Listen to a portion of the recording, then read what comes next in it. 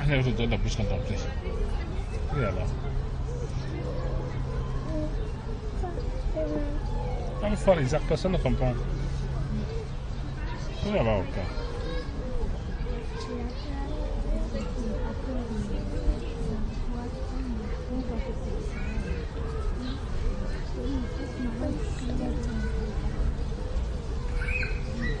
Seigneur Père éternel, nous voulons encore te dire merci pour ce moment pendant lequel tu viens encore nous donner la possibilité d'intercéder les uns pour les autres.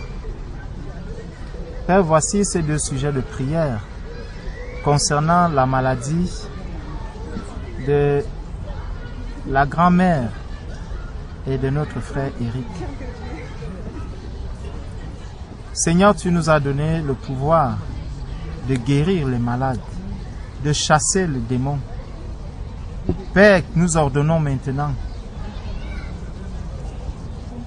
dans le corps de la grand-mère, que toute maladie qu'il y a dans ce corps, toute maladie, toute infirmité qui peut y avoir dans son corps, nous ordonnons la guérison complète et nous chassons tout esprit de maladie qui la tourmente, tout ce qui en elle ne glorifie pas le nom du Seigneur Jésus-Christ. Nous ordonnons que tout cela puisse sortir au nom de Jésus-Christ. Angine, toi qui es dans le corps de mon frère, je t'ordonne maintenant de libérer ce corps afin que mon frère Eric puisse recevoir la santé parfaite au nom de Jésus-Christ. Que l'autorité qui nous a été donnée, au nom de Jésus, nous chassons cette angine et que la guérison complète lui soit accordée. Au nom de Jésus. Amen. Amen.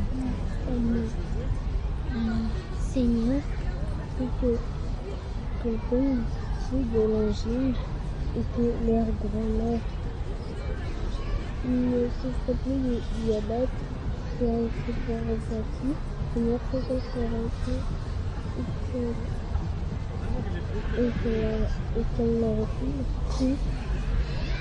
Seigneur, garde ceux qui sont chez eux, qui sont connus, garde même la grand-mère et le grand-père de Péri, s'ils sont morts. Seigneur, au nom de Seigneur, Amen.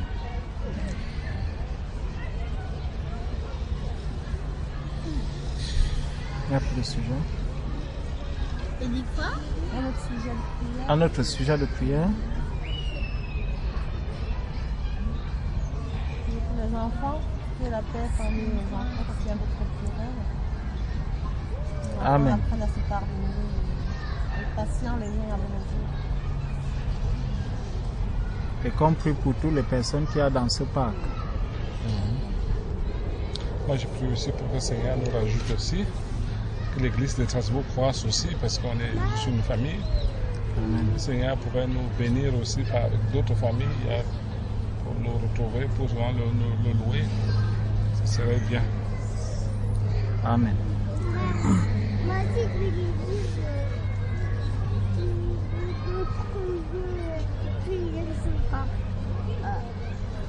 Donc, on va prier pour l'église de Strasbourg. Pour croître numériquement, Voilà. qualitativement. Pour qu'elle puisse augmenter, Et que ça- le nombre de personnes dans l'église de Strasbourg puisse croître. Le Seigneur envoie aussi des serviteurs, Les des ouvriers. servantes.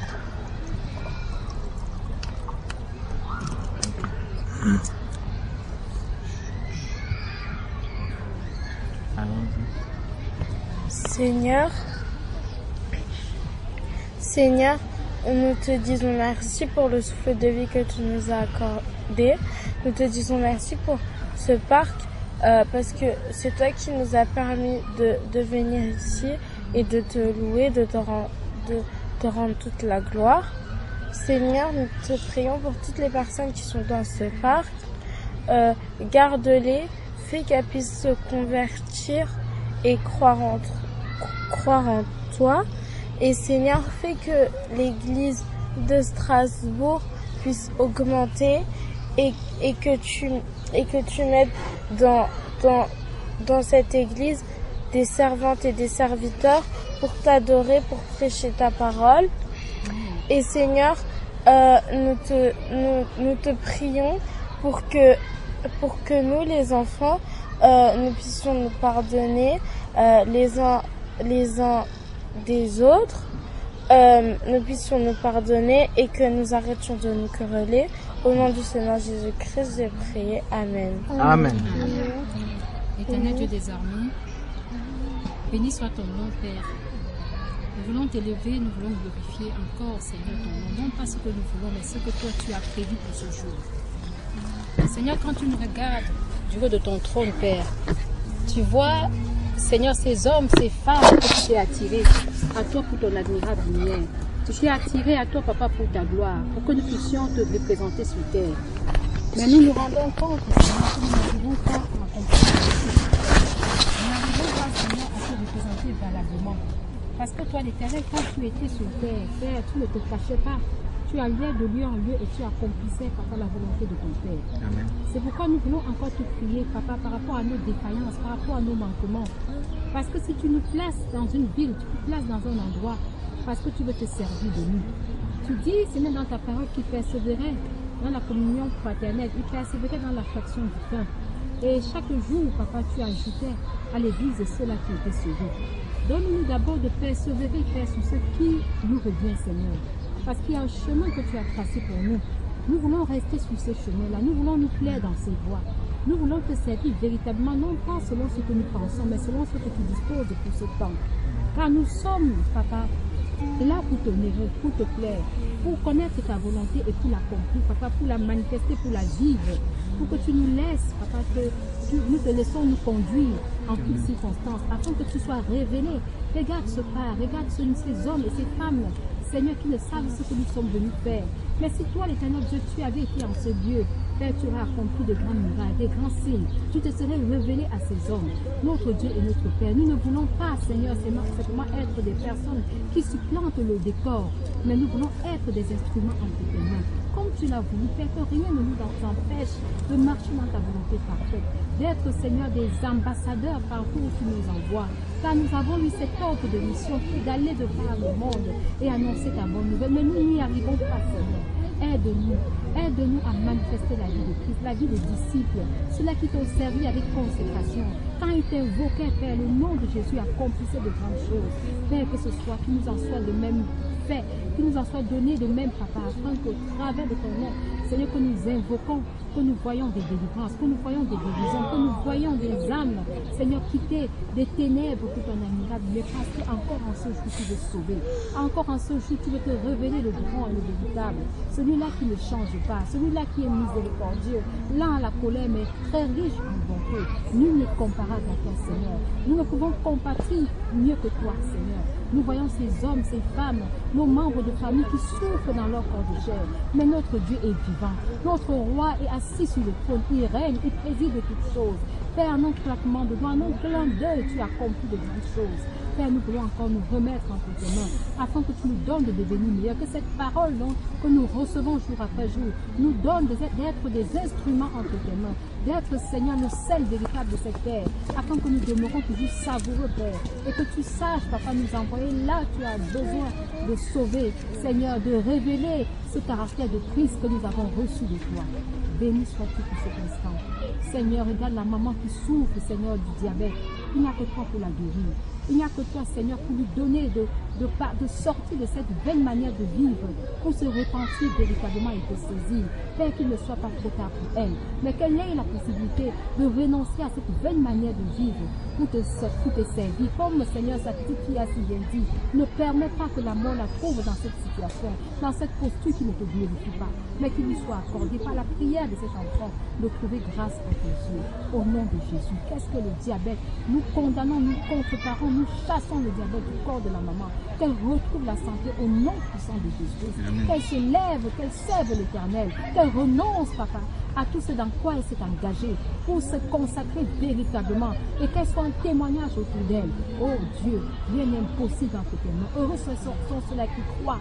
Merci, merci parce que nous pouvons te demander et toi tu accomplis des miracles. Gloire soit rendue encore pour ces instants. Souviens-toi de saints, des saints de par le monde qui sont comme nous devant ta face. Père, éclaire-nous et que nous acceptons la lumière que tu nous accordes. Au nom puissant de Jésus-Christ. Père, nous remettons aussi ces enfants que tu nous as donnés. Tu nous as donné, Papa, cette mission de les instruire dans tes voies. Seigneur, nous te prions de nous éclairer dans notre rôle, afin que nous ne faillions en rien, mais que ces enfants aient tout ce qu'il faut. Que si de quelque manière, Père, nous n'arrivons pas à bien nous aider, Seigneur, afin qu'ils puissent comprendre, Seigneur, que tu es un Dieu rempli d'amour, et que l'amour, Papa, doit être révélé en eux aussi, et que vis-à-vis de leurs frères, de leurs sœurs, autour d'eux, Père, qu'ils puissent révéler ce caractère, Seigneur, qu'ils grandissent vraiment en grâce, qu'ils grandissent en bénignité, en pardon, en amour fraternel, Seigneur, qu'ils puissent vraiment mettre en pratique tout ce qu'ils reçoivent, tout ce qu'ils entendent, qu'ils soient des instruments par lesquels tu passeras, Papa, pour parler à la jeunesse aussi. Merci pour leur vie. Merci parce que tu prends soin d'eux. Merci parce que, Seigneur, tu leur donnes, Seigneur, de continuer à regarder vers toi, à te prier. Ces quelques mots qui sortent de leur bouche, Papa, tu vas les faire croître pour ta gloire, afin que ce soit des instruments, Père, vraiment des instruments utiles entre tes puissantes mains. Au nom puissant de Jésus-Christ. Amen. Amen. Amen. Seigneur,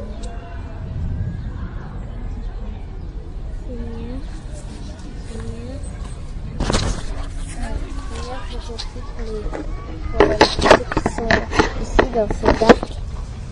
Seigneur, fais que l'église de Strasbourg se multiplie. Fais que Tonton n'ait plus d'angine et que sa mère n'ait plus le diabète. Amen. Seigneur, fais que les enfants, qu'on se querelle plus, qu'on se pardonne toujours, on soit toujours patient les uns après les autres, et fais que il y ait que la paix et que personne ne se dispute. Au nom du Seigneur Jésus-Christ, j'ai prié. Amen. Amen.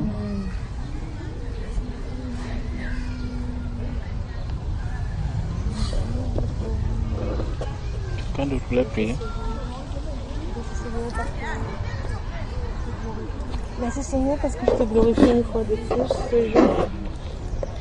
Parce que toi seul est Dieu et tout ce que tu fais est bon Seigneur. Merci pour tout ce que les passants ont entendu dans ce parc Seigneur. Merci pour cette parole qu'ils ont entendue, que cela soit un témoignage dans leur cœur, qu'ils se souviennent et qu'ils s'interrogent.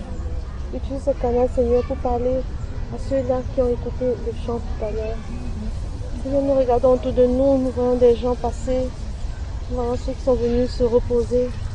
Et nous prions Seigneur afin que tu les attires à toi, parce que toi tu es le vrai repos Seigneur. S'il te plaît Seigneur, attire-les à toi afin qu'ils te connaissent comme sauveur et qu'ils te connaissent aussi et te rencontrent comme Seigneur, s'il te plaît Seigneur.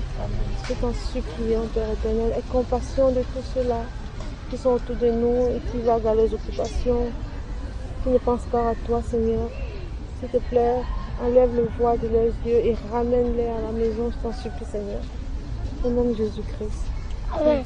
Amen. Seigneur, je continue à prier Seigneur pour l'église de Strasbourg Seigneur, afin que tu nous aides Seigneur à être prêts à accueillir ceux qui vont venir Seigneur. Amen. Que tu nous donnes de travailler en nous-mêmes Seigneur et que nous soyons une bénédiction pour ceux que tu vas rajouter à l'église Seigneur. Amen. Et je vais crier Seigneur à toi pour les enfants, je te les présente Seigneur, afin que tu mets dans leur cœur la patience, l'esprit de pardon Seigneur les uns pour les autres. Remplis-leur de l'amour de toi Seigneur, qu'ils aient soif de te connaître et qu'ils soient à l'écoute. Donne-leur un cœur obéissant à leurs parents Seigneur. Amen. Je t'en supplie au nom de Jésus-Christ. Amen. Amen. Seigneur, je voudrais te remercier pour aujourd'hui, Seigneur, parce que c'est toi qui nous as permis qu'on se réunisse, Seigneur. Fais que ma grand-mère se guérit, Seigneur. Seigneur, je sais que Eba est malade, Seigneur. Aide-la à guérir, Seigneur. Je te prie aussi pour que tous ceux qui sont passés, Seigneur, qu'un jour ils se rappellent qu'ils avaient entendu le témoignage, Seigneur. Et que tu les sauves, Seigneur. Je prie aussi pour l'angine de papa, Seigneur. Pour tous ces problèmes, Seigneur, fais qu'ils guérissent, Seigneur. Aussi pour l'Église, qu'elle se multiplie, Seigneur, avec des gens, Seigneur, au nom de Jésus-Christ. Amen. Amen. Amen.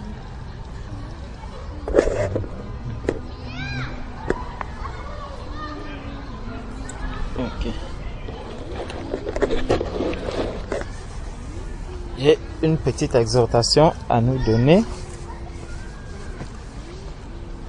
par rapport au sujet de prière que le frère nous a donné tout à l'heure.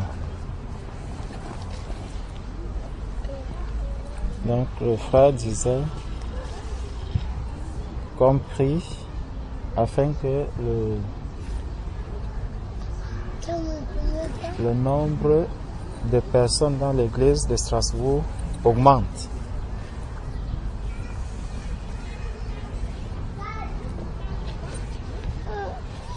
Le Seigneur nous dit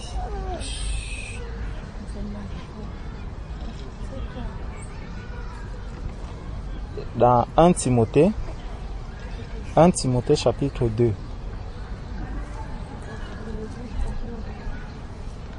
Dans 1 Timothée chapitre 2,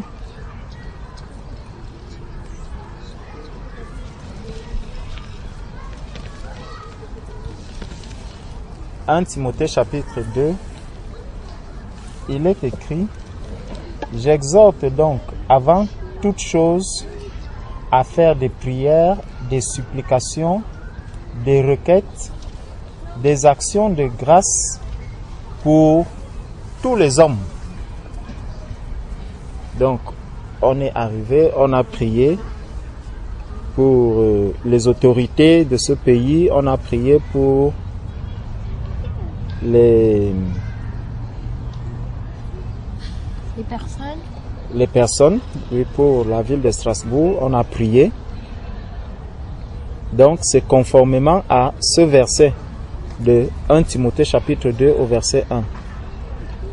Pour les rois et pour tous ceux qui sont élevés en dignité, afin que nous menions une vie paisible et tranquille en toute piété et honnêteté. Donc, le Seigneur nous appelle à prier pour les autorités, pour toutes ces personnes qui sont élevées. Le but, c'est encore pour que nous-mêmes, nous menions une vie paisible. Donc, c'est encore pour notre bien que nous devons prier pour toutes ces autorités et nous devons prier pour eux régulièrement. Verset 3, il dit que cela est bon et agréable devant Dieu, notre Sauveur. Verset 4, qui veut que tous les hommes soient sauvés et parviennent à la connaissance de la vérité. Dieu, donc c'est la volonté de Dieu que tous les hommes qu'il y a ici dans la ville de Strasbourg puissent arriver à la connaissance de Jésus-Christ, qu'ils puissent arriver à la connaissance de la vérité. Ça, c'est dans la volonté de Dieu. C'est le but du Seigneur. Qui a écrit cette épître, qui a écrit cette lettre à Timothée? Je demande aux enfants, est-ce que vous connaissez celui qui a écrit cette lettre-ci à Timothée? C'est Paul. C'est Paul qui a écrit à Timothée. Donc, on va donc voir comment est-ce que Paul est arrivé. Parce que quand on voit les épîtres de Paul, on parle d'épîtres de Paul aux Romains, d'épîtres de Paul aux Corinthiens, on parle d'épîtres de Paul aux Éphésiens, aux Thessaloniciens, tout ça aux Colossiens. L'épître de Paul à qui d'autre? Aux Romains, on a déjà cité. Aux Philippiens, on a cité. Aux Éphésiens, on a cité. Voilà, les Éphésiens. Donc, aux Galates, voilà. À Tite. bon, on cherche les villes. Parce que Strasbourg, c'est une ville. Donc, on a cité Éphèse, la ville d'Éphèse. On a cité la ville de Colosse. On a cité la ville de Corinthe. On a cité les Galates. On a cité Philippe, voilà. Aux Philippiens. Voilà. Donc, la ville de Philippe. Donc, à toutes ces villes-là, Paul a écrit à toutes ces villes. Ça veut dire qu'il y a un travail qui a été fait dans toutes ces villes pour que les hommes puissent arriver à... bon, dans la ville de... Ça, c'est une autre affaire. Justement, quand Paul allait à Damas, c'était aussi pour faire un travail. Et c'est là que le Seigneur l'a saisi. Donc, le verset 4 ici de 1 Timothée 2 nous dit que Dieu veut que tous les hommes soient sauvés et parviennent à la connaissance de la vérité. Donc, si moi, j'ai le désir que vraiment, c'est une grâce de savoir que dans la ville où je suis, il y a beaucoup de personnes. Il y a beaucoup de personnes. Il y a énormément. Il y a des musulmans, il y a des athées, il y a tout genre de personnes. Mais Dieu a un but pour toutes ces personnes, c'est que toutes ces personnes-là puissent être sauvées. La question que nous pouvons même déjà nous poser, c'est pourquoi Jésus-Christ? Parce que quand l'église de Strasbourg s'agrandit, c'est pour que les hommes de Strasbourg, le but ce n'est pas de s'agrandir pour s'agrandir, mais c'est s'agrandir pour s'exhorter. C'est pour s'exhorter, pour s'encourager, pour s'édifier en toutes choses. C'est pour qu'il y ait l'édification et que tous parviennent à la connaissance de Jésus-Christ. Ce n'est pas pour former un groupe d'amis où on va souvent le soir sortir pour aller manger, faire un bon barbecue. Non, c'est pour que les hommes parviennent à la connaissance de la vérité, à la connaissance de Jésus-Christ. C'est pour ça que nous allons prier, c'est pour ça que nous devons prier et que nous continuons à prier pour que l'église de Strasbourg augmente en nombre. Qu'elle s'agrandisse en nombre. Et c'est pour ça, c'est pour la même raison que Jésus-Christ est venu sur la terre.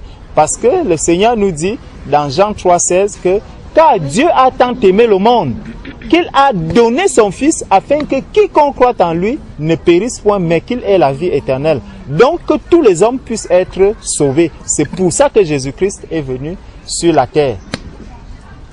Donc, pour qu'un homme échappe à la mort, il faut qu'il rencontre Jésus, il faut qu'il connaisse Jésus-Christ. Et chacun des hommes, comme on parlait tout à l'heure dans la louange, où on a parlé de Amos chapitre, où on a parlé de Amos chapitre 4, où le Seigneur dit que prépare-toi à la rencontre de ton Dieu. Il s'adresse au peuple juif.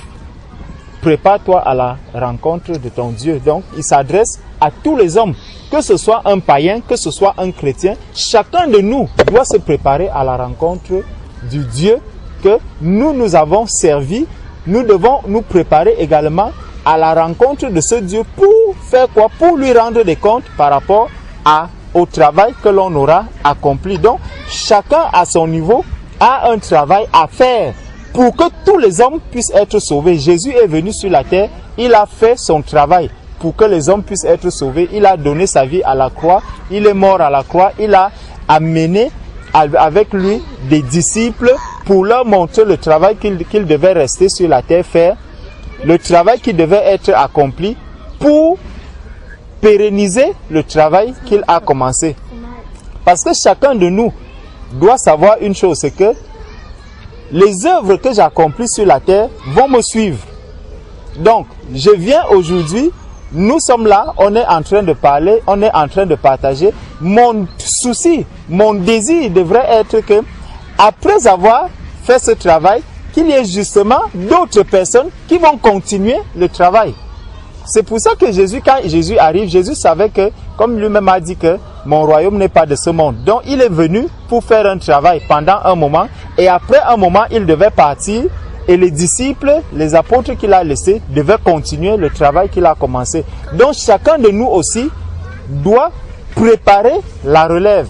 pour le travail qu'il a à accomplir dans le Seigneur.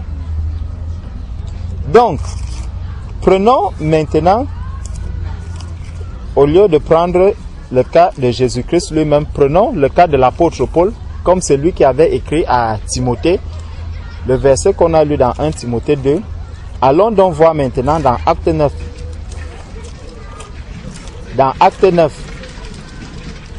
Donc, si nous voulons que le nombre de personnes dans l'Église puisse augmenter, puisse croître, puisse se multiplier, il y a quelque chose que nous avons à faire. Et la Bible détient le modèle de tout. Jésus a dit, je suis le chemin, la vérité et la vie.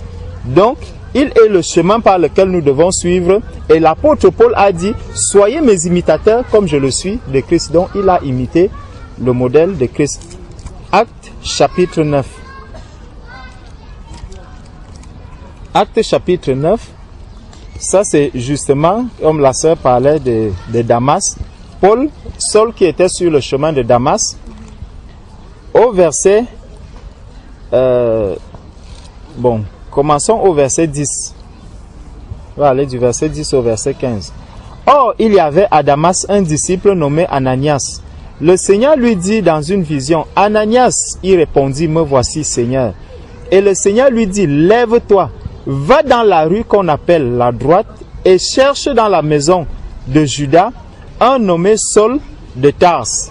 Car il prie et il a vu en vision un homme du nom d'Ananias.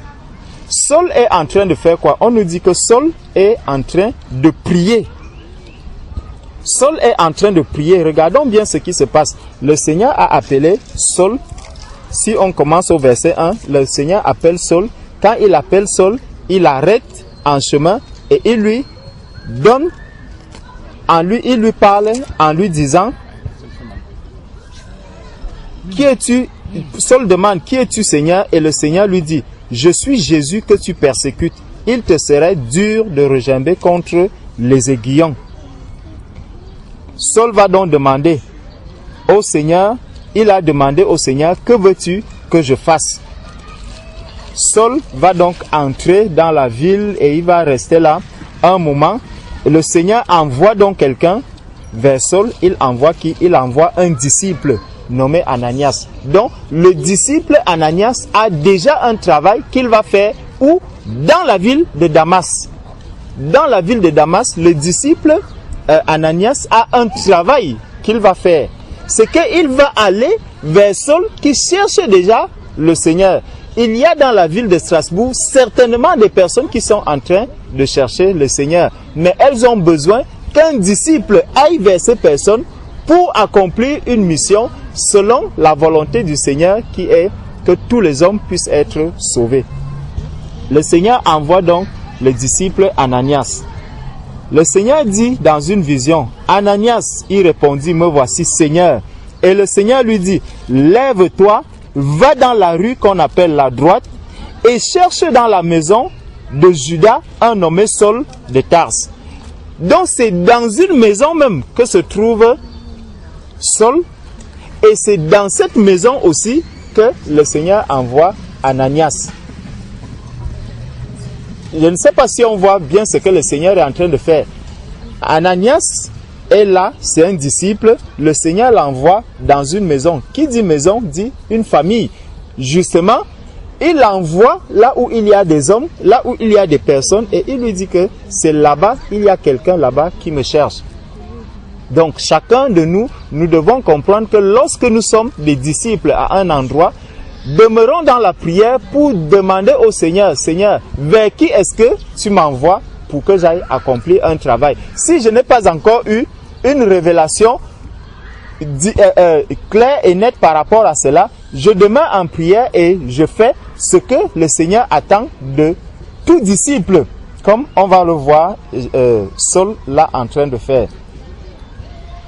Donc, il dit, car il prie et il a vu en vision un homme du nom d'Ananias qui entrait et qui lui imposait les mains afin qu'il recouvrât la vue, Ananias répondit, Seigneur, j'ai appris de plusieurs personnes tout le mal que cet homme a fait à tes saints dans Jérusalem. Ça veut dire que quand on va voir des personnes, nous connaissons bien autour de nous, ça peut être des personnes de nos familles, nous avons une idée de la vie que les membres de nos familles mènent, des collègues mènent, une idée de ceux qui sont même autour de nous mènent. Et par rapport à ces appréhensions, on se dit, ah, si je vais même voir cette personne, qu'est-ce qui peut bien sortir de bon là? Peut-être je vais aller là-bas pour perdre le temps, peut-être je vais faire ceci, peut-être. Il y a beaucoup de choses, beaucoup de raisonnements qui peuvent nous arriver. Mais le Seigneur nous a dit que Dieu veut que tous les hommes puissent être sauvés. Donc, tuons d'abord en nous-mêmes l'idée selon laquelle il peut avoir des résistances à gauche ou à droite parce que la vie de cette personne ne nous montre pas les prémices d'une quelconque nouvelle naissance, les prémices d'une quelconque d'un quelconque attachement au Seigneur. C'est ça, c'est ces prémices-là que l'apôtre... Vous n'entendez pas l'écho? Il y a un écho. Donc, tuons déjà les prémices de ces mauvaises pensées que nous pouvons avoir vis-à-vis de toutes les personnes que nous connaissons ou de toutes les personnes que nous voyons. On peut se dire, ah, celui-là c'est un musulman, est-ce que le musulman va même se convertir? Je risque de perdre le temps. Non. Tuons d'abord toutes ces mauvaises pensées-là, tous ces préjugés, tuons-les déjà avant d'aller faire le travail que le Seigneur attend de nous. Donc au verset 12, il dit, car il prie et il a vu en vision un homme du nom d'Ananias qui entrait et qui lui imposait les mains afin qu'il recouvrât la vue. Ananias répondit, Seigneur, j'ai appris de plusieurs personnes tout le mal que cet homme a fait à tes saints dans Jérusalem.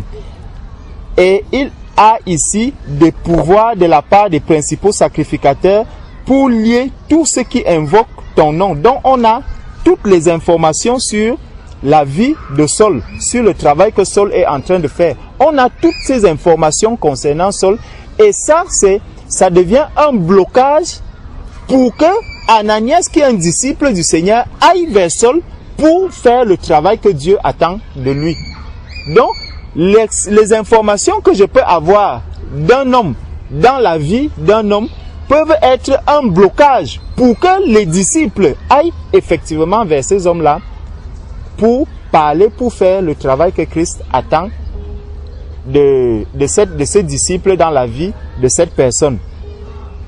Verset 15. Mais le Seigneur lui dit, va, car cet homme est un instrument que j'ai choisi pour porter mon nom devant les nations, devant les rois et devant les fils d'Israël. Parce que tous les hommes doivent être sauvés, les nations doivent être sauvées, les rois doivent être sauvés, les fils d'Israël doivent être sauvés. Voilà la mission que le Seigneur confie à Saul. C'est la même mission que le Seigneur confie à chacun de nous qui sommes enfants de Dieu. C'est la même mission. Annoncer Christ partout où nous sommes, aller vers toutes les personnes qui sont, en oubliant tout préjugé, toute information que nous pouvons avoir sur X ou sur Y. Allons simplement vers les personnes et disons-nous, je ne vais pas de moi-même, mais je vais de la part du Seigneur. Je vais vers cette personne parce que le Seigneur m'a fait comprendre qu'il veut que toute personne puisse être sauvée. Donc même cette personne aussi, Dieu veut qu'elle soit sauvée. Alors je vais vers cette personne parce que j'ai cette assurance que le Seigneur va accomplir un travail dans la vie de cette personne. Prenons maintenant Actes chapitre 21.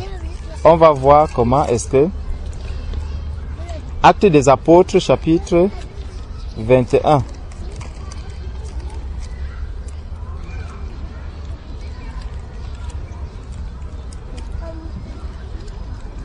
Donc, le Seigneur dit, cet homme est un instrument que j'ai choisi. Actes des Apôtres chapitre 21. Est-ce que quelqu'un peut nous lire à partir du verset 4? Même les enfants, vous pouvez lire.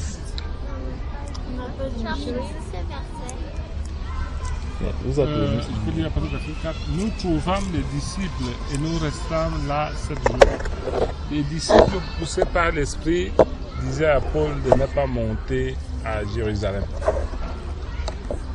Mais lorsque nous fûmes au terme de 7 jours, nous nous acheminâmes pour partir et tous nous accompagnèrent avec leurs femmes et leurs enfants jusqu'à hors de la ville. Nous nous mîmes à genoux sur le rivage et nous priâmes, puis ayant pris congé les uns des autres, nous montâmes sur le navire et ils retournèrent chez eux. Je continue? Oui. Ayant Va jusqu'au verset 14. achevant notre... Je vais jusqu'au 9 et puis je donne à ça.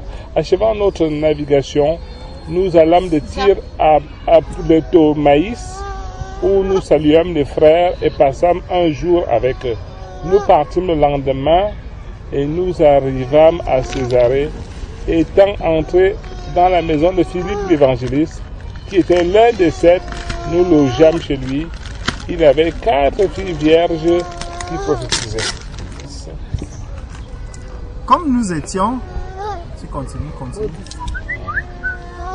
Comme nous étions là depuis plusieurs jours, un prophète nommé Agabus descendit de Judée et vint nous trouver. Il prit la ceinture de Paul, se lia les pieds et les mains et dit: voici ce que déclare le Saint-Esprit. L'homme à qui appartient cette ceinture, les Juifs le livreront de la même manière à Jérusalem et le livreront entre les mains des païens. Quand nous entendîmes cela, nous et ceux de l'endroit, nous priâmes Paul de ne pas monter à Jérusalem. Alors il répondit: que faites-vous en pleurant et en me brisant le cœur? Je suis prêt non seulement à être lié, mais encore à mourir à Jérusalem pour le nom du Seigneur Jésus.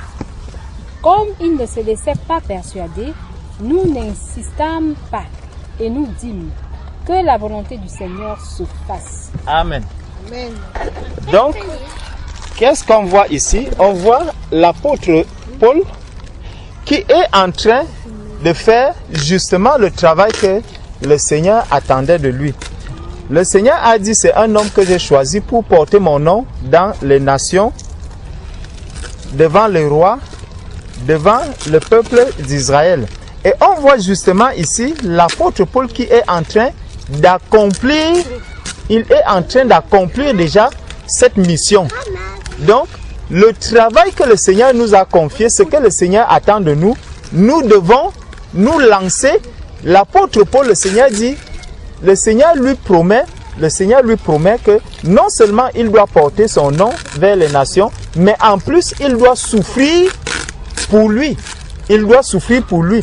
Et on va voir que lorsque l'apôtre Paul fait ce travail ici, ce qui est étonnant, c'est que dans la marche de l'apôtre Paul, il va rencontrer des personnes, ceux qui travaillent ici avec l'apôtre Paul vont rencontrer des personnes qu'ils n'imaginaient même pas. Ce que nous avons vu, il dit,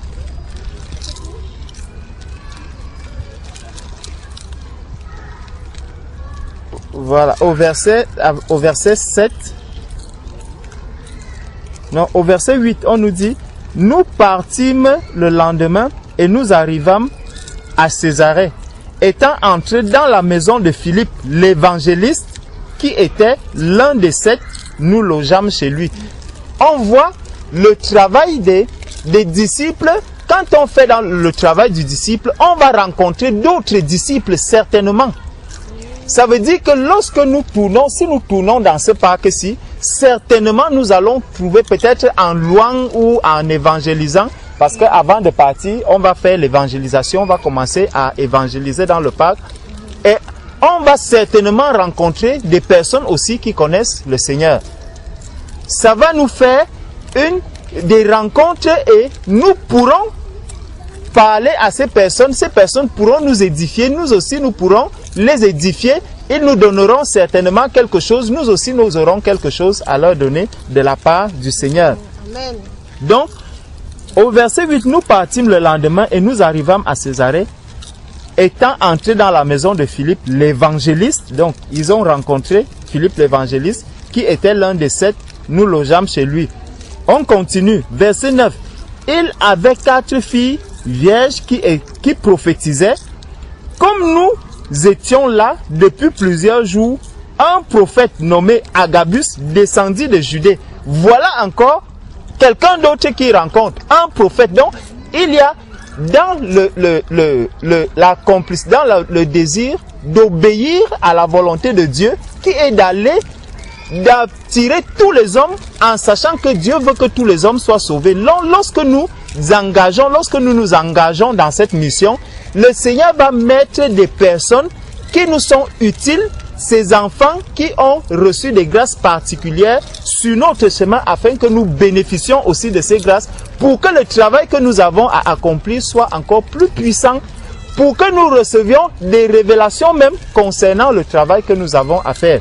Parce que Agabus va arriver ici et il va dire quelque chose qui va édifier, qui va montrer à tous ceux qui sont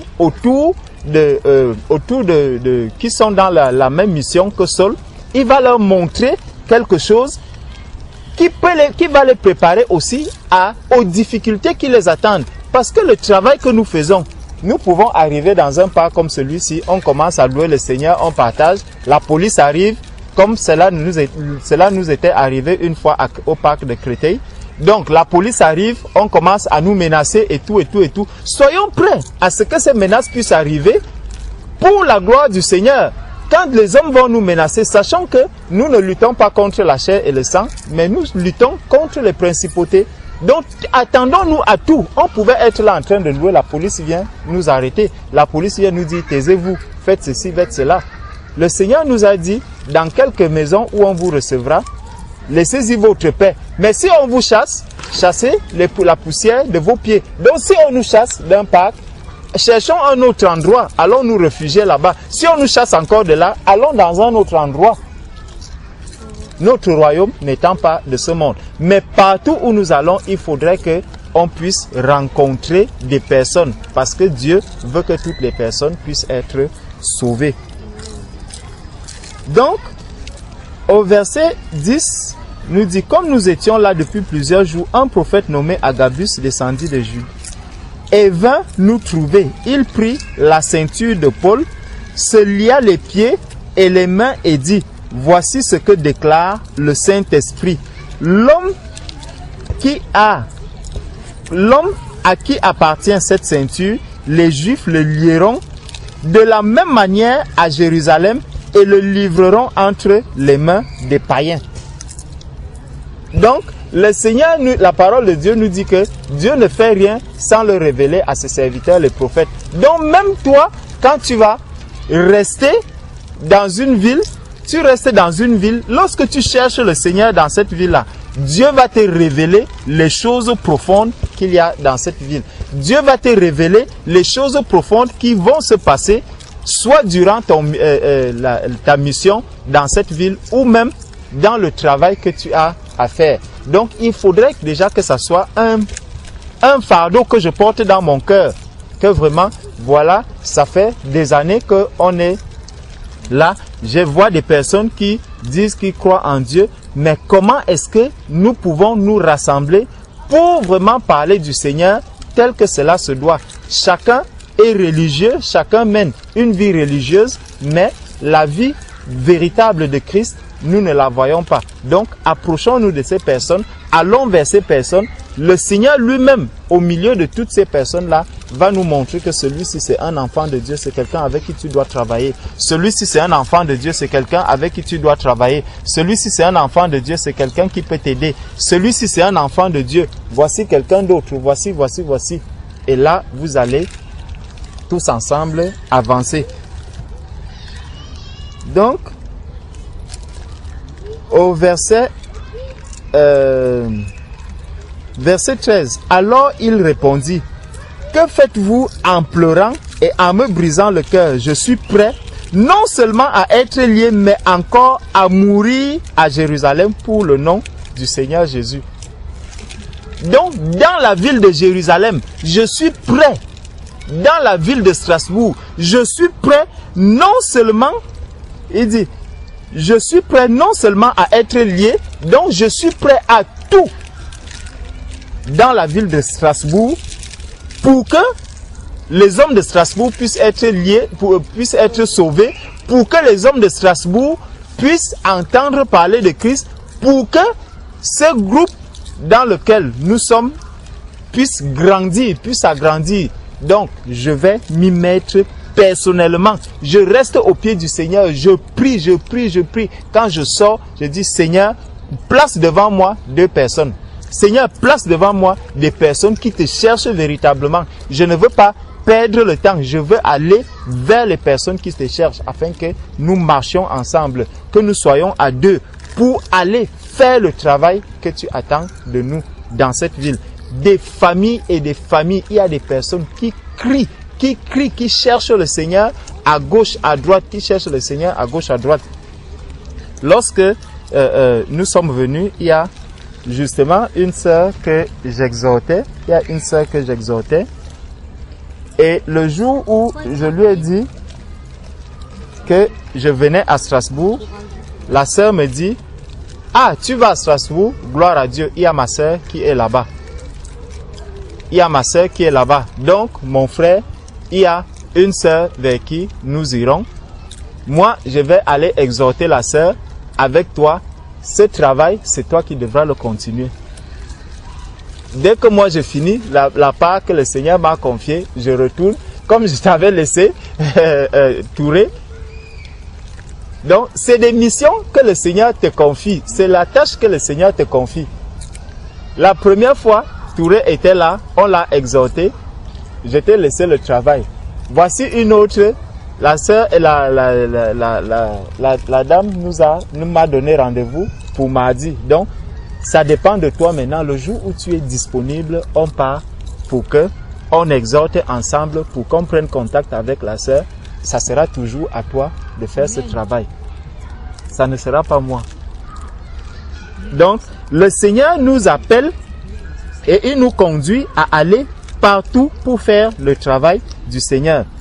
Donc, Paul dit que lui, il est prêt, non seulement à être lié, mais encore à mourir à Jérusalem pour le nom du Seigneur Jésus. Donc, nous devons être prêts à toute éventualité, à tout, pour le nom de Jésus. Parce que si je crie, tel que toi-même tu as donné le sujet de prière, en donnant ce sujet de prière, ça veut dire que c'est quelque chose qui te tient vraiment à cœur.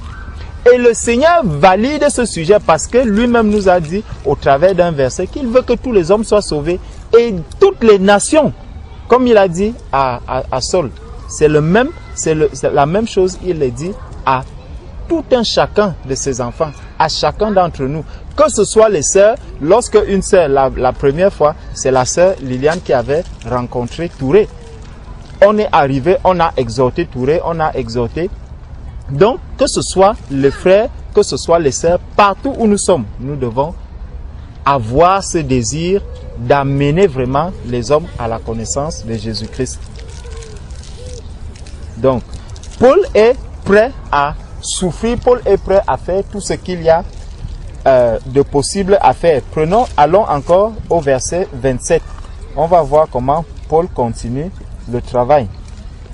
Si nous descendons au verset 27, on nous dit, sur la fin de 7 jours, les Juifs d'Asie ayant vu Paul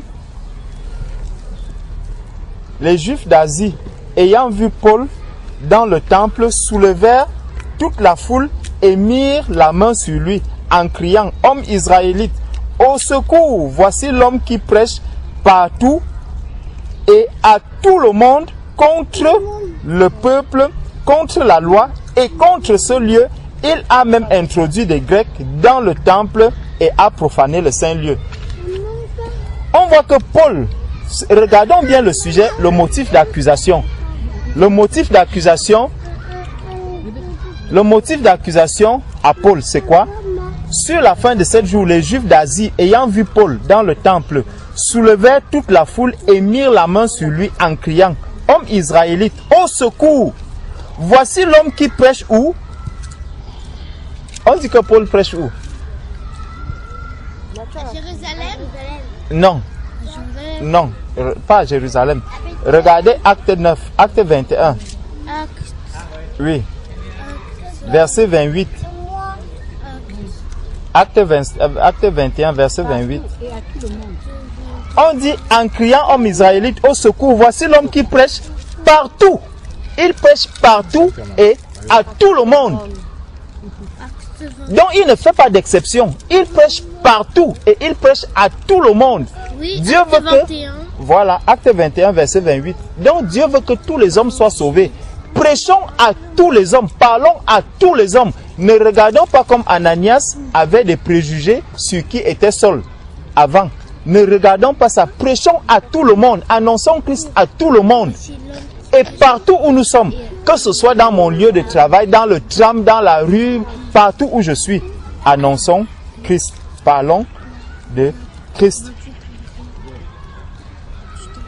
Donc, on dit que Paul prêche partout et à tout le monde, contre le peuple et contre la loi, contre ce lieu. Il a même introduit des Grecs dans le temple et a profané ce saint lieu. Car ils avaient vu auparavant Trophime d'Éphèse avec lui dans la ville et ils croyaient que Paul l'avait fait entrer dans le temple. Trophime d'Éphèse, c'est quoi? C'est le prénom d'une personne qui vient d'Éphèse. Donc, et ils croyaient que Paul l'avait fait entrer dans le temple. Toute la ville fut émue et le peuple accourut de toutes parts. Ils se saisirent de Paul et le traînèrent hors du temple dont les portes furent aussitôt fermées. Donc on voit que puisque Paul prêche partout, puisque Paul prêche à tout le monde et tout le monde accourt vers Paul pour connaître exactement qu'est-ce que Paul est en train de dire, de quoi est-ce que Paul est en train de parler. Ça veut dire que quand tu te places là, comme aujourd'hui, on a commencé à louer le Seigneur, on louait, on était dans un parc, on ne regardait pas qui est qui, on a chanté à tue-tête, les gens sont venus, ils ont écouté, ils ont entendu, ils ont vu, ils sont repartis. Nous, on continue le travail des disciples que nous avons à faire. Ils ont quand même entendu. Et lorsque on viendra, si on vient nous arrêter, c'est les mêmes personnes qui auront dit, bon, il y a des personnes qui sont à tel endroit, parce que c'est ce qui s'était passé à Créteil. Les gens ont commencé à entendre, les passants qui étaient là, ceux qui ne voulaient pas entendre parler du Seigneur, sont allés appeler soit les autorités ou qui, on ne sait pas comment ils ont été informés, ils sont quand même venus nous retrouver. Donc, même ces personnes qui entendent parler du Seigneur, c'est eux aussi qui pourront informer les gens qu'aller arrêter ceux qui sont en train de parler du Seigneur. Mais soyons prêts à toute éventualité. Soyons prêts. Parce que le Seigneur pourra aussi utiliser ces occasions pour que les autorités puissent entendre parler de lui. Peut-être pour que le commissaire qui est à Strasbourg entende parler de lui. Pour que les policiers qui sont là à Strasbourg entendent parler de lui. Pour que les geôliers, le geôlier puisse entendre parler de lui. Et le garde prisonnier. Et tous les prisonniers aussi qui seront dans la même cellule puissent aussi entendre parler du Seigneur. Mon frère, il faut être prêt à toute éventualité. Donc, continuons, on était au verset, voilà, verset 30. Donc toute la ville fut émue et le peuple accourut de toutes parts. Ils se saisirent de Paul. Et lorsqu'on va se saisir de Paul, ce qui est sûr, il y a un témoignage qui va arriver. Hors du temple, dont les portes furent fermées aussitôt. Comme ils cherchaient à le tuer, le bruit vint au tribun de la cohorte que tout Jérusalem était en confusion. À l'instant, il prit les soldats et des centeniers et courut à eux, voyant le tribun et les soldats, ils cessèrent de frapper Paul. Alors le tribun s'approcha, se saisit de lui et le fit lier de 2 chaînes, puis il demanda qui il était et ce qu'il avait fait. Mais dans la foule, les uns crièrent d'une manière, les autres d'une autre. Donc, on voit bien que Paul a continué à faire son travail, peu importe ce qui lui arrivait. On te lit, mon frère, sois prêt à dire que si je suis lié, c'est parce que j'ai annoncé Christ. Si je suis menacé, c'est parce que j'ai annoncé Christ. J'ai été bien menacé moi-même qui te parle. Bien menacé, frère, pour l'évangile. Bien menacé. La sœur peut en témoigner. Et les autres bien-aimés. Bien menacé. Mais je continue à parler de Christ. Partout où je vais, je ne vais pas arrêter de parler de Christ. Je continuerai toujours. On peut encore prendre Acte 22.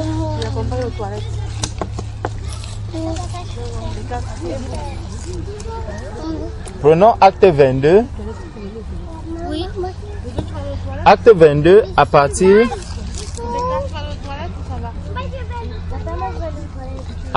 du verset 22.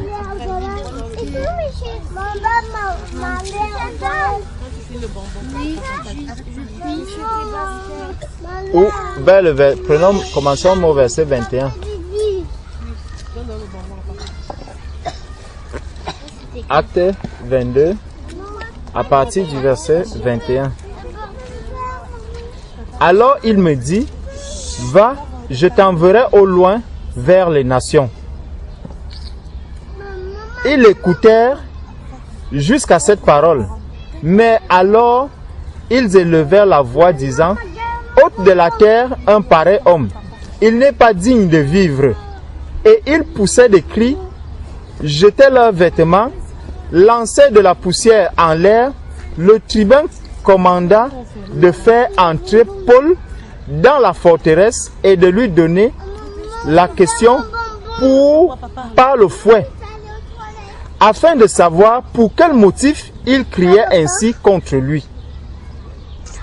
Lorsqu'on l'eut exposé au fouet, Paul dit au centenier qui était présent, vous est-il permis de battre de verge un citoyen romain qui n'est pas même condamné? À ces mots, le centenier alla vers le tribun pour l'avertir, disant, que vas-tu faire? Cet homme est romain. Et le tribun étant venu, dit à Paul, dis-moi. Isaac va venir. Là. Attends, Isaac, viens me les chaussures.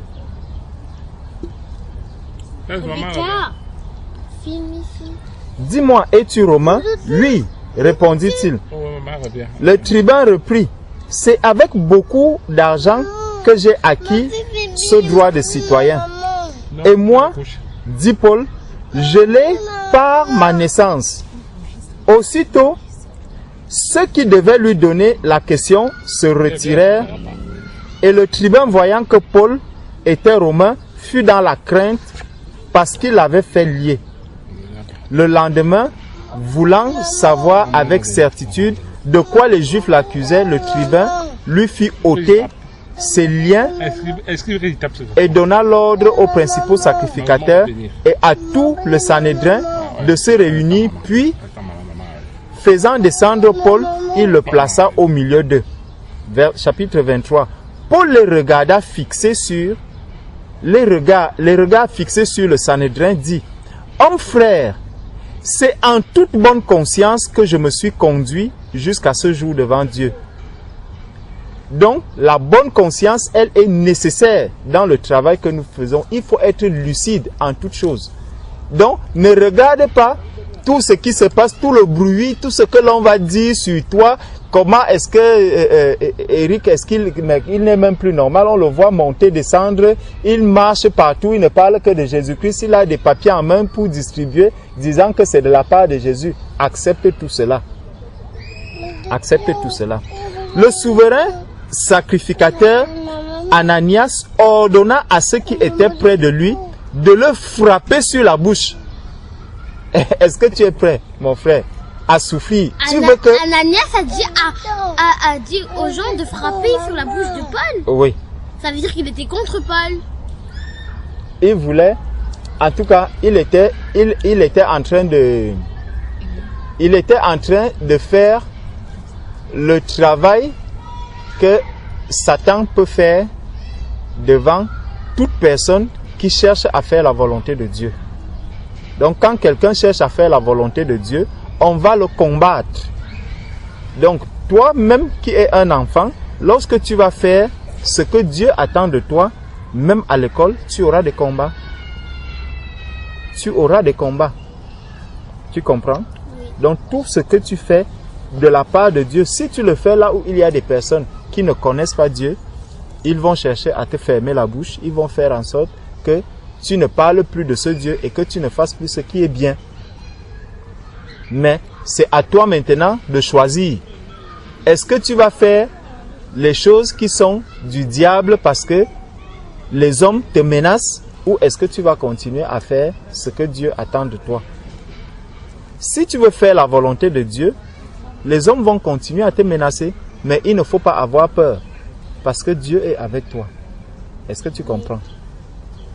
Donc, Paul va donc réagir ici d'une certaine manière. Verset 3 du chapitre 23. Alors Paul lui dit, Dieu te frappera muraille blanchie. Tu entends? Donc l'homme Ananias a commencé à faire en sorte que Paul soit frappé à la bouche. Et Paul lui dit que moi je ne vais pas te frapper, mais c'est Dieu qui va te frapper. Alors Paul lui dit, Dieu te frappera muraille blanchie. Tu es assis pour me juger selon la loi et tu violes la loi en ordonnant qu'on me frappe. Ceux qui étaient près de lui dirent, tu insultes le souverain sacrificateur de Dieu.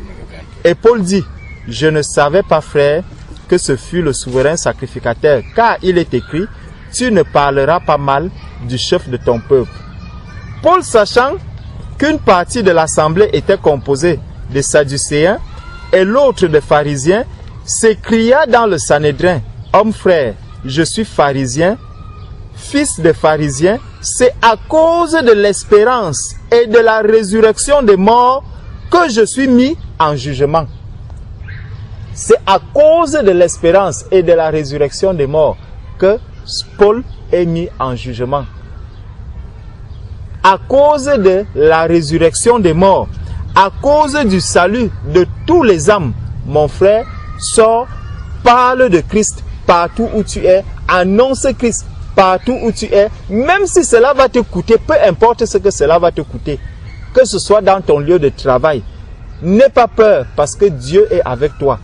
Si tu es dans un lieu de travail, rien ne pourra t'enlever de là si ce n'est la volonté de Dieu.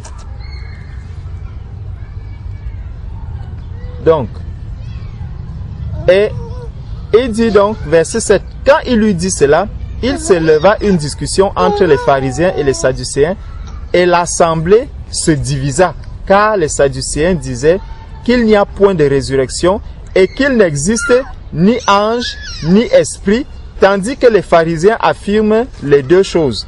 Il y eut une grande clameur et quelques scribes du parti des pharisiens, s'étant levés, engagèrent un vif débat et dirent, nous ne trouvons aucun mal en cet homme. Peut-être un esprit ou un ange lui a-t-il parlé. Comme la discorde allait croissant, le tribun, craignant que Paul ne fût mis en pièces par ces gens, fit descendre les soldats pour l'enlever du milieu d'eux et le conduire à la forteresse. La nuit suivante, le Seigneur apparut à Paul et dit, prends courage, car de même que tu as rendu témoignage de moi devant Jérusalem, il faut aussi que tu rendes témoignage dans Rome. Il faut, mon frère, que tu rendes témoignage de Jésus-Christ dans la ville de Strasbourg. Ce témoignage doit être rendu à Strasbourg.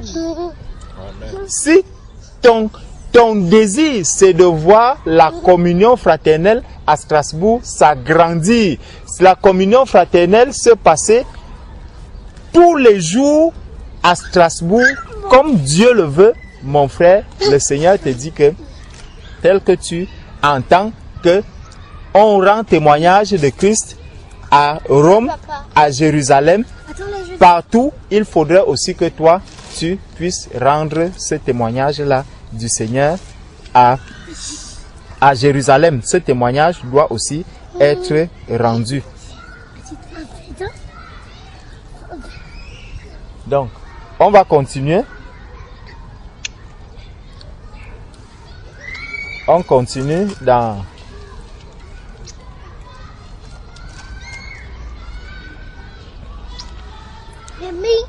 Continuons dans Acte 24.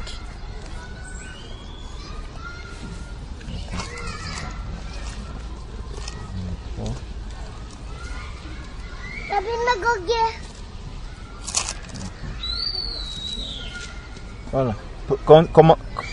Continuons d'abord avec, dans Acte 23, à partir du verset 23.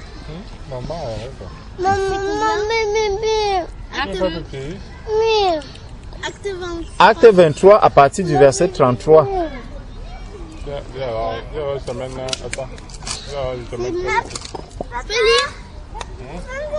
Acte 23, à partir du verset 33.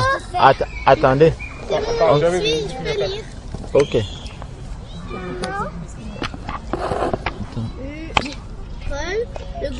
Voilà. Donc, continuons dans Acte 23 à partir du verset, on a dit verset 33, n'est-ce pas? Bon, commençons au verset 32. Le lendemain, laissant les cavaliers poursuivre la route avec lui, ils retournèrent à la forteresse. Arrivés à Césarée, les cavaliers remirent la lettre au gouverneur et lui présentèrent Paul. Le gouverneur, après avoir lu la lettre, demanda de quelle province était Paul. Ayant appris qu'il était de la Cilicie, je t'entendrai, dit-il, quand tes accusateurs seront venus. Et il ordonna qu'on le gardât dans le prétoire d'Hérode. 5 jours après, arriva le souverain sacrificateur Ananias avec des anciens et un orateur nommé Tertulle. Ils portèrent plainte au gouverneur contre Paul. Paul fut appelé et Tertulle se mit à l'accuser en ces termes. Très excellent Félix, tu nous fais jouir d'une paix profonde et cette nation a obtenu de salutaires réformes par tes soins prévoyants. C'est ce que nous reconnaissons en tout et partout avec une entière gratitude. Mais pour ne pas te retenir davantage, je te prie d'écouter dans ta bonté ce que nous avons à dire en peu de mots. Nous avons trouvé cet homme qui est une peste, qui excite des divisions parmi tous les juifs du monde, qui est chef de la secte des Nazaréens et qui même a tenté de profaner le temple. Et nous l'avons arrêté, nous avons voulu le juger selon notre loi. Mais le tribun Lysias, étant survenu, l'a arraché de nos mains avec une grande violence. En ordonnant à ses accusateurs de venir devant toi, tu pourras toi-même, en l'interrogeant, apprendre de lui tout ce dont nous l'accusons. Donc, il faut maintenant que seul Paul lui-même puisse témoigner encore devant ces personnes. On voit que Dieu jusque-là, il fait tout parce que il avait confié une mission à Saul, quand il était encore Saul.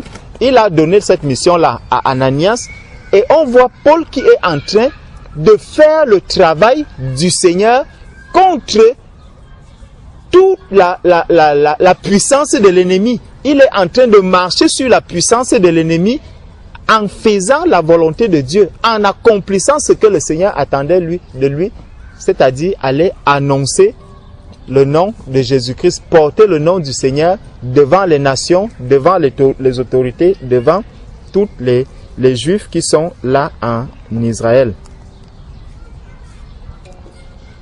On était à quel verset? Au verset 24.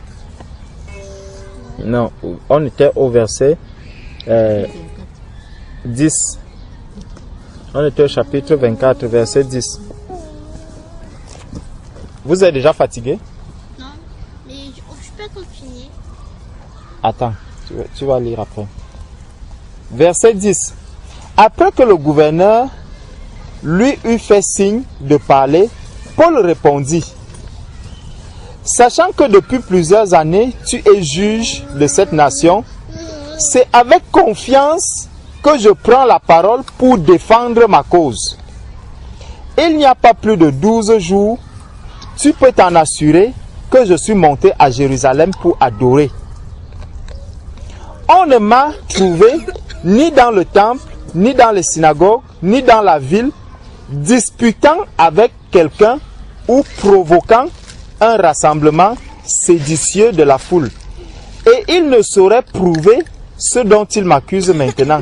Je t'avoue bien que je sers le Dieu de mes pères, selon la voie qu'ils appellent une secte, croyant tout ce qui est écrit dans la loi et dans les prophètes, et ayant en Dieu cette espérance, comme ils l'ont eux-mêmes, qu'il y aura une résurrection des justes et des injustes. Donc, comme il y aura une résurrection des justes et une résurrection des injustes, il faut que Christ soit annoncé à tous ceux qui sont dans le monde. Parce que même la parole de Dieu nous dit que il faut que cette parole soit prêchée à tout le monde, et c'est alors que viendra la fin.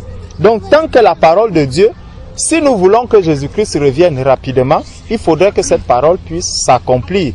Il faudrait qu'à Strasbourg, tout le monde puisse entendre parler de Dieu.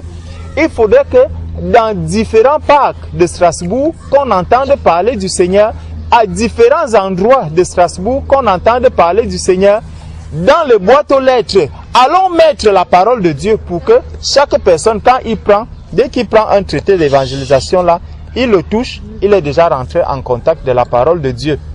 S'il veut maintenant qu'il le jette à la poubelle, qu'il en fasse ce qu'il veut, néanmoins il est rentré en contact de la parole de Dieu. Si on peut distribuer les traités, distribuons ces traités. C'est à qui on peut distribuer les Bibles, distribuons les Bibles. Christ n'est pas moins annoncé.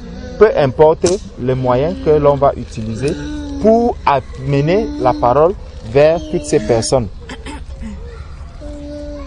Donc, Paul disait, et verset 16, c'est pourquoi je m'efforce d'avoir constamment une conscience sans reproche devant Dieu et devant les hommes. Après une absence de plusieurs années, je suis venu pour faire des aumônes à ma nation et pour présenter des offrandes. C'est alors que quelques Juifs d'Asie m'ont trouvé purifié dans le temple sans attroupement ni tumulte. C'était à eux de paraître en ta présence et de se porter accusateurs, s'ils avaient quelque chose contre moi, ou bien que ceux qui déclarent de quel crime ils m'ont trouvé coupable lorsque j'ai comparu devant le Sanhédrin, à moins que ce ne soit uniquement de ce cri que j'ai fait entendre au milieu d'eux. C'est à cause de la résurrection des morts que je suis aujourd'hui mis en jugement devant vous. Donc c'est à cause de la résurrection des morts que je dois aller parler de Christ. C'est parce que je sais que tous les hommes qui meurent sans Christ passeront en jugement. Parce que les hommes doivent revenir passer au tribunal de Christ. Les hommes doivent venir passer pour être jugés devant le Seigneur. Et comme dans mon cœur, j'ai ce désir de voir les âmes sauvées, de ne pas voir les hommes aller à la géhenne, voilà pourquoi je vais m'efforcer, je vais mettre du mien pour que tous les hommes puissent entendre parler du Seigneur.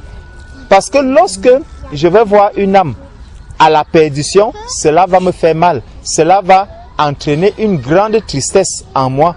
Pour que cela ne me fasse pas mal, le Seigneur dit, si tu vois ton frère, si tu vois un homme dans un péché, et que c'est dans Ézéchiel qu'il le dit, et que tu ne l'avertis pas, si cette personne meurt dans ce péché, son sang te sera redemandé. Mais si tu l'avertis, tu es pur devant Dieu par rapport au sang de cette personne. Donc, allons annoncer Christ partout où nous sommes. Si nous voyons des personnes, parlons-leur de Christ. Faisons le travail que le Seigneur attend de nous. Lui-même va s'occuper du reste. Le Seigneur était parti vers Ananias. Tout ce qu'il demandait à Ananias, c'était de venir à Saul, pour que Saul puisse rencontrer réellement le Seigneur, qu'il sache ce que le Seigneur attendait de lui. Et Ananias est juste venu, on nous a parlé, Ananias, simplement du moment où il est allé vers Saul. Peut-être le Seigneur, là où il te voit, il veut juste que tu ailles rencontrer une personne, et c'est cette personne qui va maintenant commencer à faire le travail dans tout Strasbourg. Mais peut-être toi, tu n'as qu'une seule mission. On nous a montré Ananias ici, juste quand le Seigneur lui a dit, va vers Saul. Donc chacun de nous a un travail à faire pour que toutes les âmes puissent être sauvées, pour que toutes les âmes entendent parler du Seigneur. Mais tonton, juste quand on dit Ananias, c'est Ananias qui se fera? Non, ce n'est pas de cet Ananias. Donc, le Seigneur nous appelle vraiment à aller parler du Seigneur. Et on voit, même si on prenait encore le cas de, par exemple, la marche de Jésus-Christ. La marche de Jésus-Christ, lorsque Jésus est arrivé sur la terre, Jésus a commencé à aller au temple. Étant encore petit, il allait au temple pour parler du Seigneur. Après cela, il est allé vers Pierre, il est allé vers les disciples qui ont marché avec lui. C'est Jésus qui est allé vers ses disciples, les appeler. Les disciples ne sont pas venus eux-mêmes vers Jésus, mais c'est Jésus qui est allé vers ses disciples. Donc nous avons un travail, nous avons un devoir à faire pour que le royaume des cieux puisse être annoncé, pour que le royaume des cieux puisse avancer, pour que le royaume des cieux puisse progresser. Pour que le royaume des cieux puisse progresser, nous avons un travail à faire. Pour que le royaume des cieux puisse progresser, nous avons un travail à faire. Nous avons un travail à accomplir. Nous devons aller vers les personnes qui ne connaissent pas encore le Seigneur, vers les personnes qui cherchent le Seigneur. Peu importe ce qu'on pourra entendre de ces personnes, peu importe comment je peux dire, ce que l'on connaît, voilà les préjugés qu'on peut avoir des personnes. Tournons-nous vers ces personnes, parlons-leur du Seigneur, soyons patients avec toutes ces personnes. Christ, lui, il fera le reste. S'il nous voit avancer, s'il voit vraiment ce désir venant de notre cœur que nous voulons avoir des frères, nous voulons avoir des sœurs avec qui nous pourrons partager la parole de Dieu et communier comme l'Église, tel que le Seigneur nous le dit dans Acte 2, qu'il persévérait dans la communion fraternelle, dans les prières, dans l'enseignement des apôtres, dans la fraction du pain. Donc le désir du Seigneur, c'est vraiment qu'il puisse avoir beaucoup de disciples dans la ville de Strasbourg avec lesquels vous pourrez communier. Amen.